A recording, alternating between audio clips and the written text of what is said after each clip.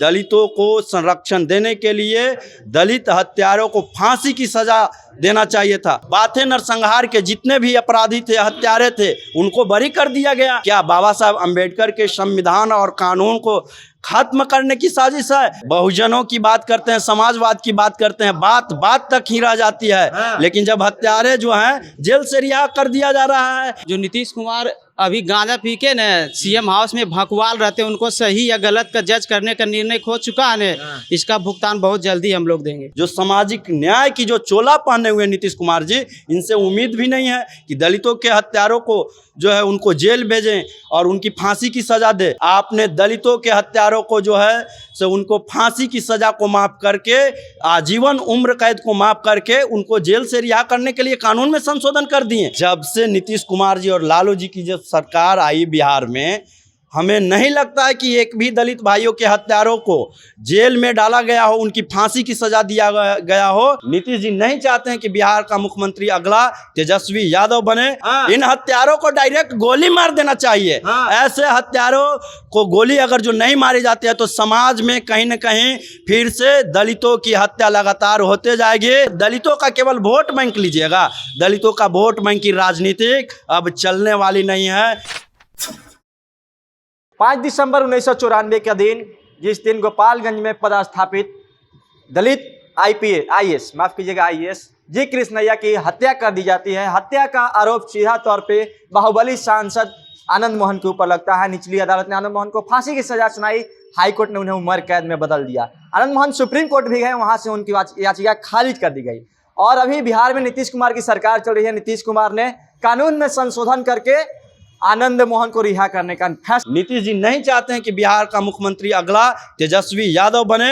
और उनके साथ अभी बिहार में संयुक्त रूप से सरकार चल रही है आरजेडी और जेडीयू की।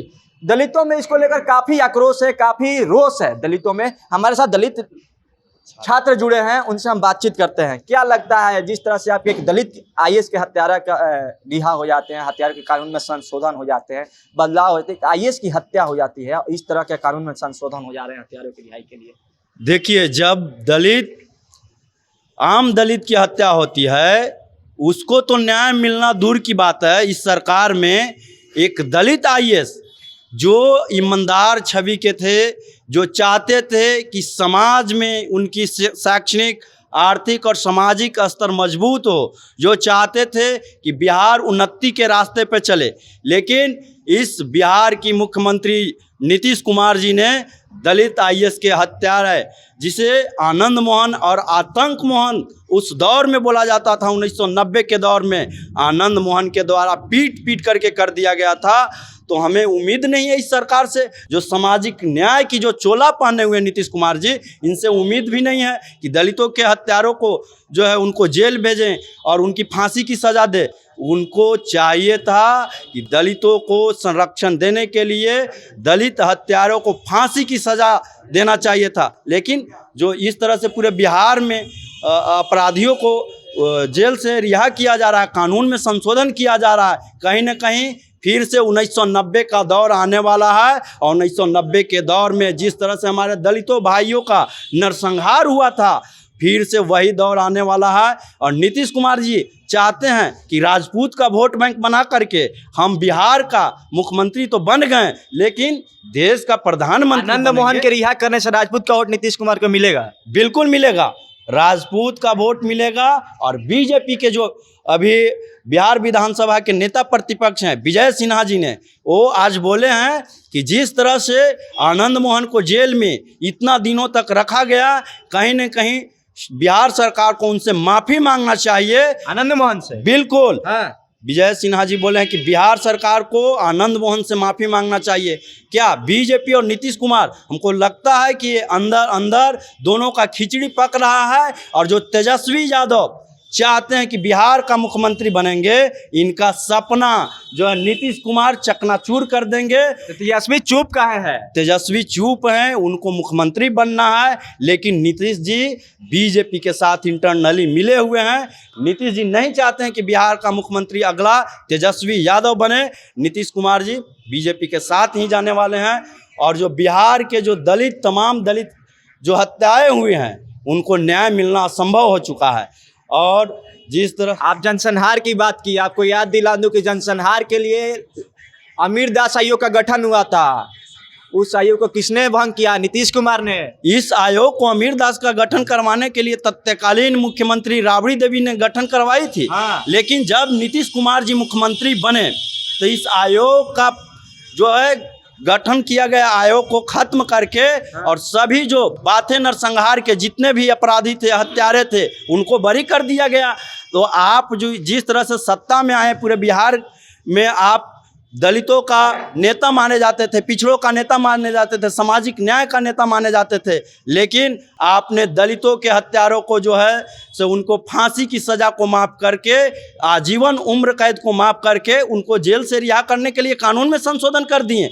बाबा साहब अम्बेडकर के विचारों पर आप चलने के लिए भीम चौपाल पूरे बिहार में चलवा रहे हैं, लगवा रहे हैं। क्या बाबा साहब अम्बेडकर के संविधान और कानून को खत्म करने की साजिश है, या भीम चौपाल से लोगों को, केवल दलितों को गुमराह करके उनकी हत्याओं पर, उनके हत्यारों को उनके पीछे सलाखों के पीछे नहीं भेज करके दलितों को फिर से कत्लेआम करवाने का साजिश है?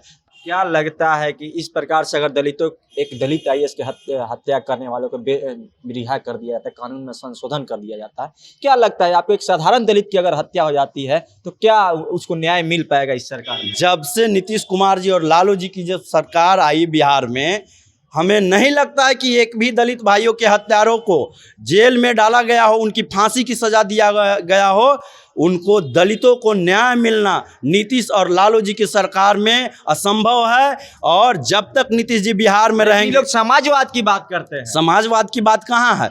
जब हत्यारों को बहुजनों की भी बात करते हैं, बहुजनों की बात करते हैं, समाजवाद की बात करते हैं, बात तक ही रह जाती है। हाँ। लेकिन जब हत्यारे जो हैं जेल से रिहा कर दिया जा रहा है, उनको जो है सामाजिक न्याय के नाम पर फांसी की सजा जो है सिविल कोर्ट और पटना हाई कोर्ट आजीवन उम्र कैद की सजा सुनाया था, लेकिन उनको जो है कानून में संशोधन करके निकाल दिए। कहाँ सामाजिक न्याय की आप जो है बात करते हैं?